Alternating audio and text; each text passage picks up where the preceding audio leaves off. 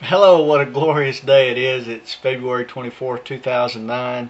I want to speak a little bit about selfish ambition today. It's a pretty deep topic. I spoke about it on my last recording, so we're going to call this part two.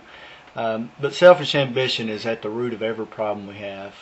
If you look at marital disputes, if you look at work-related issues, if you look at family relationships, friendships, things like that, a lot of times when they get hurt, it's because of selfish ambitions. It's because somebody on one side of that relationship had so much selfish ambition that they went after something that caused the other one to get hurt, and they really didn't consider the other's interest as much as their own. If you look at the life we're supposed to live as Christians, man, it's supposed to be completely dead to ourselves. In other words, we're supposed to be glorifying Jesus. We're supposed to be spreading the word about the gospel, His name, and everything we do is supposed to be glorifying Him. If you look at why we're on this earth, I mean, there's really only one reason we're on this earth, and that is to glorify His name. We're in training camp, if you will. We're learning how to be completely selfless, to live only for Him, and it's pretty deep when you start looking at all the things we do. I feel like the job I have right now, very pleased, like my job and everything like that, but I feel the day I stop being a light here at this place to employees and to friends in my sphere of influence, the day this job will be over. God will move me somewhere else where I can be a light there. I won't look at this job as an end if I ever get fired or laid off for whatever reason. I'll look at it as gain because I get to go somewhere else where God has me go. And it's easy to get caught up in the mentality of, this job is the most important thing in my life, or my spouse is the most important thing in my life, or my children.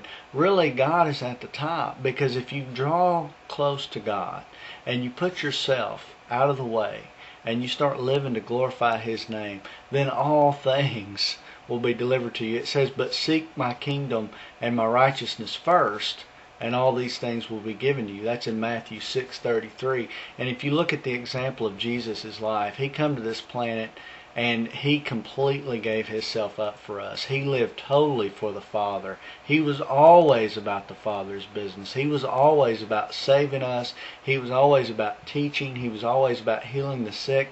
He was always loving us. He was always unconditional loved. He saw us without any sin. He saw the potential in all of us, and He gave it all for us.